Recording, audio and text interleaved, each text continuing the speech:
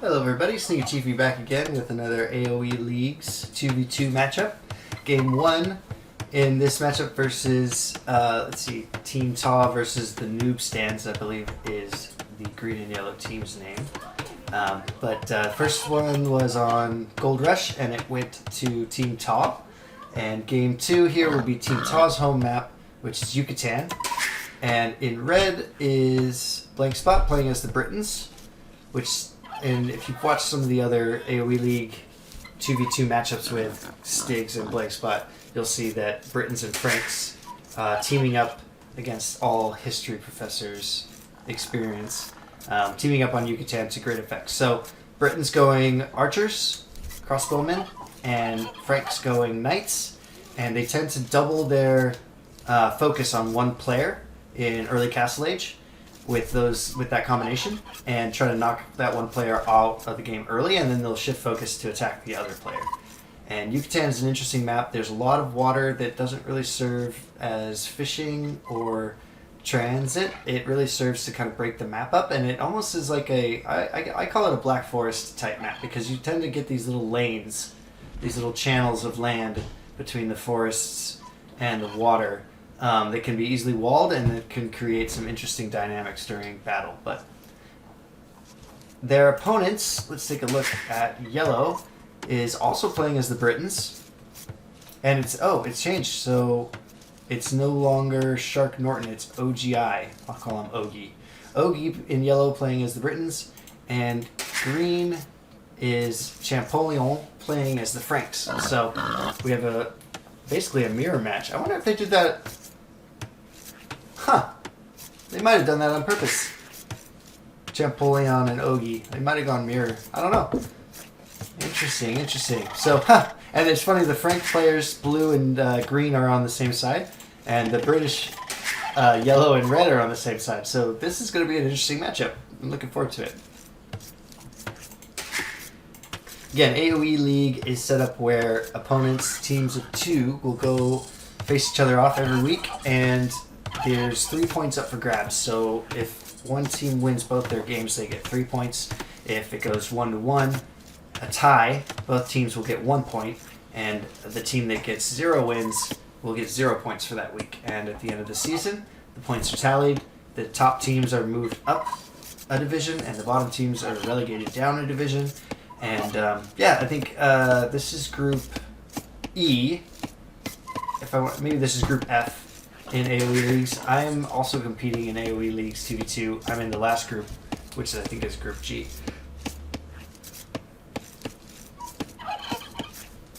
But I believe my team actually won our division. So, and if we didn't win, we got second place. So we'll be moving up to the next league. And Stigs and Blank Spot, I think they're also winning their division. No, they'll be moving up as well. It's a shame, because I was maybe not so much a shame, because I'm not looking forward to losing to them, but it'd be fun to play against them.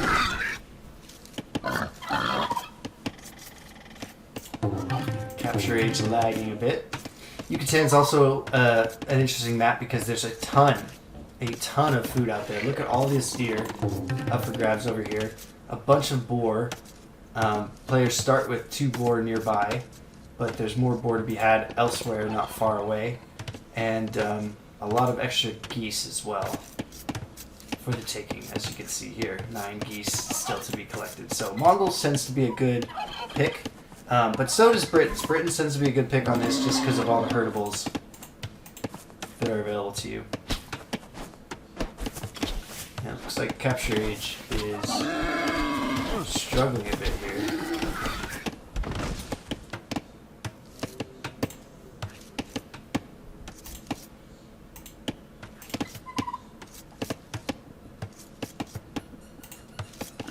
Sorry about that, folks.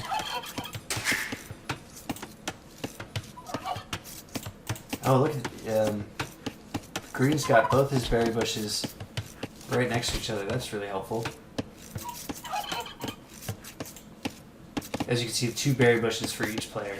In the Britons' case, they're separated, but for both Frank players, they're right next to each other. Frank players will love that because they collect berries faster.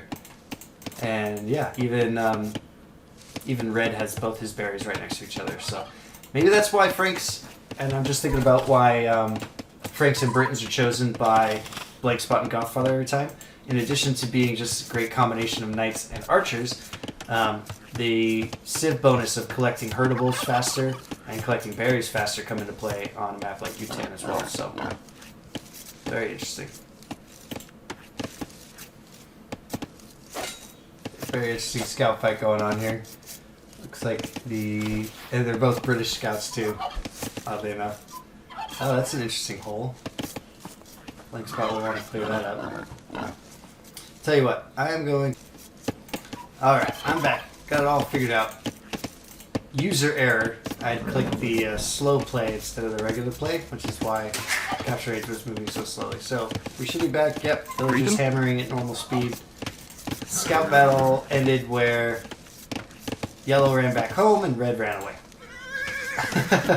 Red Scout has the lead with about half HP, whereas the yellow Scout only has 11, so slightly less effective. Meanwhile, oh, we got a scout battle happening on this side too. Looks like blue has the upper hand over there as well, so. Looking at the villagers, 23 for blue, 22 for red, 21 for yellow, and 20 for green. Green and yellow are both up to feudal age first, but this has been a trend. I've noticed that the Team TAW is usually not the fastest to feudal age. They tend to click up with more villagers, and as a result, tend to have better eco in feudal age.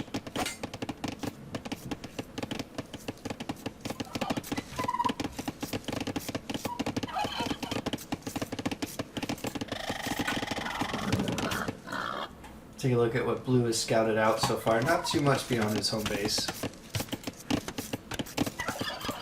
Yay.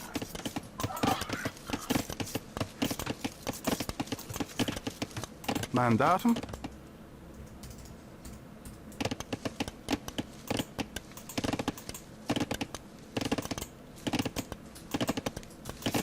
Ready. Greeting. Should really figure out this feudal age, this capture age. Yay. Ready. No. Mandatum. No. Yay. Greeting. There we go. Shift right click. Now I got it. Yellow hasn't explored too much either. And his scout is very limited, so he's exploring behind him. Oui.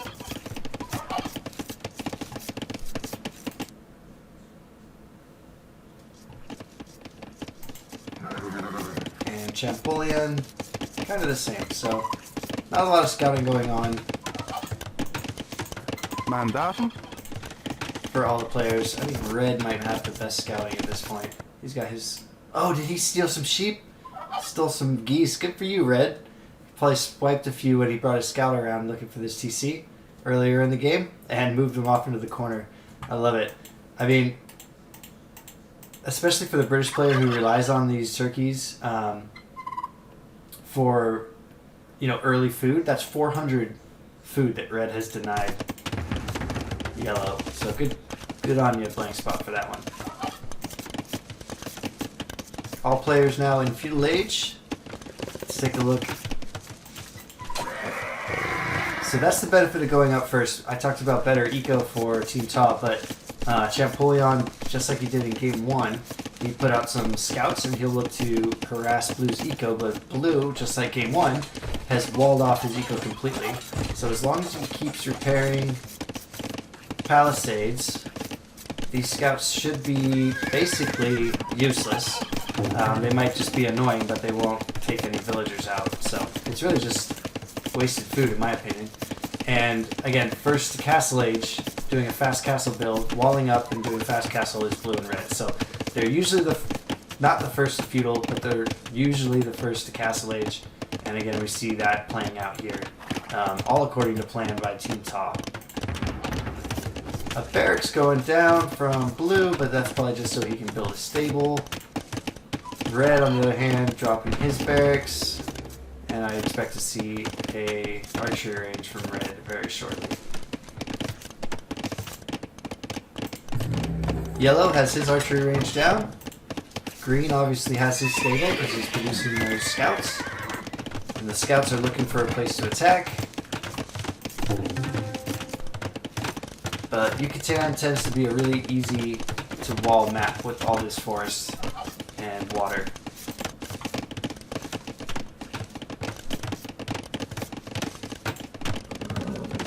Oh, Yellow's scout is trapped inside Red's base. So Yellow will see that the British player is going double archery range. Surprise, Ready. surprise. Crossbowman clicked in. Scale barding armor for the knights. Knights are coming out of 2 stables for Franks. The real question at this point will be, where do Team TAW strike first? I like that Yellow has his archers out, but he was looking for a place to attack. There is none. And as soon as he saw that his enemy, in this case Blank Spot, was Castle Age, Yellow retreated with his archers, which is the right call. So Yellow Scout goes down to Crossbowman. Still no Castle Age from Yellow or Green, which is probably pretty scary for him. Dropping another stable is Green. Bringing scouts home. That's a lot of scouts. He made 5? Or he made 4. He had 1 already. That's a lot of scouts spent for no gain, really. Think of all that food that could have gone to going Castle Age. But what will Blue and Red do with this early, faster uptime is the question. Another town center. British get cheap town centers, so that's good. If I was a betting man, I'd say that they attack Green. But we'll have to see. Green is on the way up. So he should get some knights on the field shortly. Blue has 6 knights. Red has 9 crossbowmen. I'm expecting them to move out here shortly, but we'll have to see who they attack. Here they come. Traditionally, Team TAW sends their armies 2-on-1. They send their army at the same time to one opponent, as I said earlier in this cast, so. Looks like Stiggs is going for Green first. It's a long march for Red, though. Really long march. Oh, nope. They going for Yellow? I'll have to see. It's a shorter walk for the Red player, who is slower with the Britons. And he's gotta wait for this gate. At that point, just delete a palisade. But nope, looks like Blue is just gonna poke around Green space, attacking from the back. Yellow has clicked Castle Age as well. Green's just about to get there. Oh, there's a hole! Oh no! Oh, that's disaster. Disaster from Green. He does hit Castle Age, so that's the saving base, and I expect to see some knights there shortly. But he's got to idle all those vills. He has a quick wall. Dropping another barracks is Green. Blue's gonna dive under the CC for a bit. Just exploring, it looks like. I mean, you're knocking your opponent off gold, off food, off stone. He's only got 2 villagers working right now, collecting food, or wood. Meanwhile, Red is fighting over here, crossbowmen versus archers. But the skirms, there might be a skirm or 2 in the mix. That definitely helps Yellow's cause. No vills killed yet, though. So, good response from Green to save his villagers, but that's just so much idle time that these knights are causing. 3 TCs for Red back home. Second TC is going down for Blue. A second TC started by Green, but that's not going to be completed. I don't know if Blue takes this fight. Upgrades are about even. Numbers were in Green's favor. And there are pikemen and there are spearmen in there. Yeah, so Green will clean this up. Good job for him, but did cause a lot of idle time. Yellow has fought this off as well, but the forward siege workshop from red. We'll see what he can do with this mega now. He'll probably keep it garrison for now until he distracts. Oh, there it is! Quick dropout, and he gets one hit. Ready. Good micro from green, or from yellow.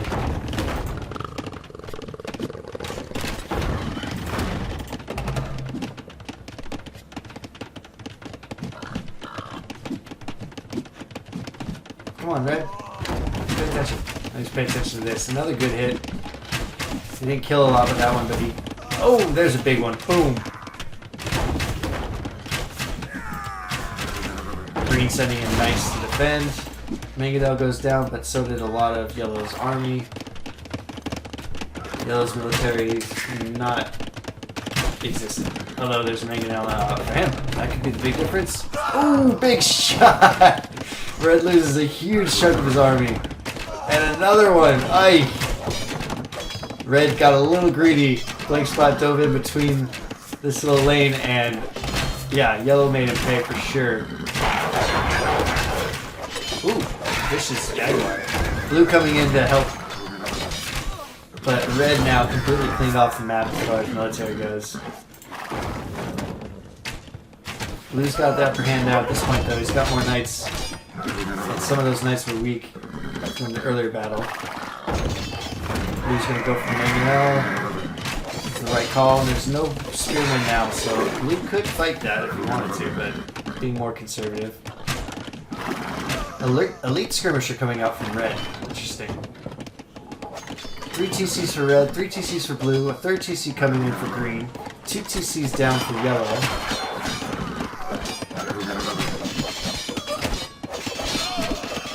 Blue diving in and cleaning up yellow's army. There is a spearman in there. That boar really getting in the way, though. Just so much going on right now. Green coming in and attacking red's army. Blue trying to defend it. Elite skirmishers are a good counter to those spearmen that will appear. And red just might go elite skirms at this point. Save the gold units to get up to the hero age, or maybe just save them for siege. Not a horrible idea. Britons versus Britons. Spend your gold on siege and then Ready. Yay. pump out elite skirmishers instead. I kind of like that. I'll remember that next time I'm going against Britons versus Britons. If the ram just eats that archer fire and then you have more skirms than the player, and those are just regular skirms. They just get dominated. So here we are, finally Team TAW joining forces, as I expected them to do earlier, pushing on yellow in this case. That's a big win to take out that forestry workshop, and it's a shame that yellow's second archery range is out front and center if they go down to this man as well. Yellow, not much he can do except to produce out of this one archery range for now. Green trickling in knights to support, but it's not enough.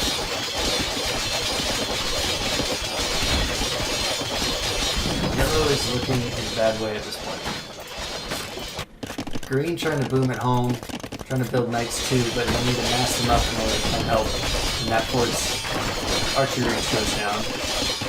And now that ram has access to this forward barracks too.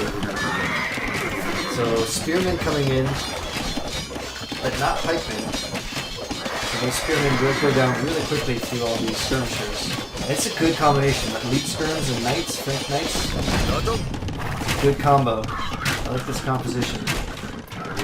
Looks like GG. I mean, yellow is... he's got nothing to compete against it. 19 Frankish knights fully upgraded for castle editors. +2/+2. Elite skirms and a battering ram. Yellow bills are going down. They can't garrison. They can't all garrison with these TCs.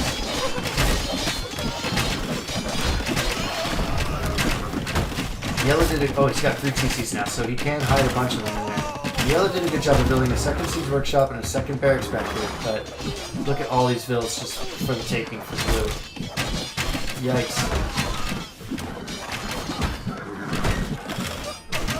So green may choose to counter raid. Yep, he's gonna raid But there's a defensive castle at home, which is a great choice to defend against those raids.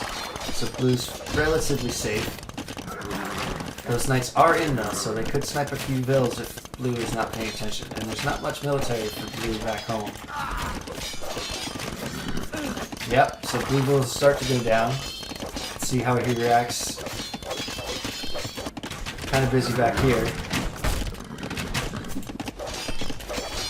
This is a good choice from green to counter raid. And blue dropping a forward castle. But yellow, again, just nothing you can do at this point. Green's only option is to counter raid, but if you look at the damage that green is doing to blue versus the damage that blue and red are doing to yellow, it's no comparison. So blue finally reacts and garrisons his town center. That'll push the knights away, but they still basically full HP. 3-on-1 in this case, so the blue knight will go down. 3 knights still. Look at that, 1 HP.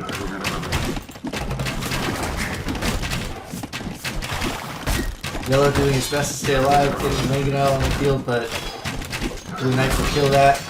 TC is going to go down to the ran, I should say. And this will probably be GG called here shortly. Green trying to stream knights into blue's eco, but blue sending his own knights back to defend, not to mention the 2 castles.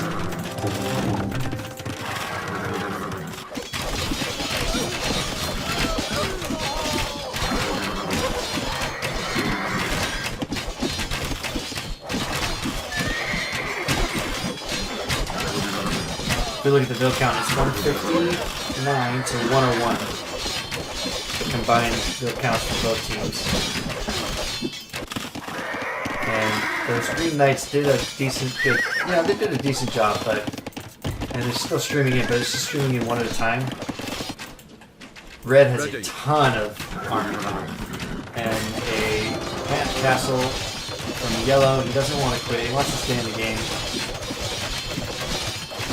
Yellow's got 31 bills. Yikes. 83 for both red and blue, and only 75 for green. So.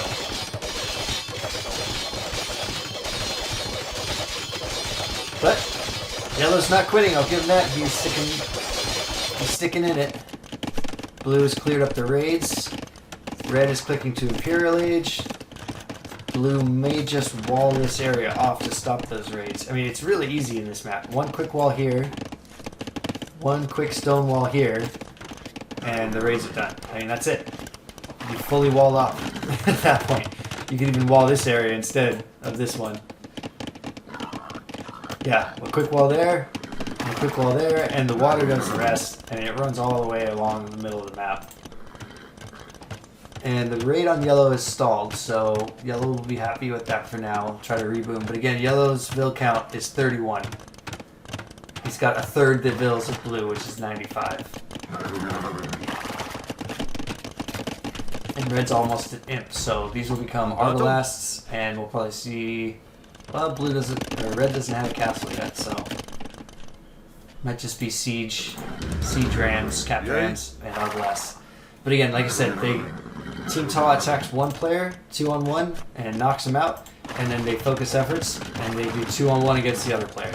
So now they're changing attentions to green, and green's almost anticipating it. He's got castles back at home, which is a smart play. Green's a good player. He knows what's what. He's dropped some cheap Frank castles back at home for protection. Though once blue hits imp, we'll see some treads from the Frank player. And here's red's first castle. So red will drop a very forward castle, and those will be, he's almost to imp, so we'll see some trebs out of that castle for sure. But there's not many villas building that, and there are some Frankish knights right there, though they will go down to all these crossbows, that's for sure. And, you know, red and blue can just be patient at this point. They could press now, but once they see how many castles there are on defense, they haven't seen these castles yet, our TAW members. So once they see them, though, they'll probably sit back and play it. Wait for the treads to do the work. Oh, another hole! Oh no! But GG's called. Yeah, there's just no way back for yellow and green at this point. Well, congratulations to Team TAW, to Stiggs and Gothfather. A very well executed strategy. We've seen it time and time again on Yucatan.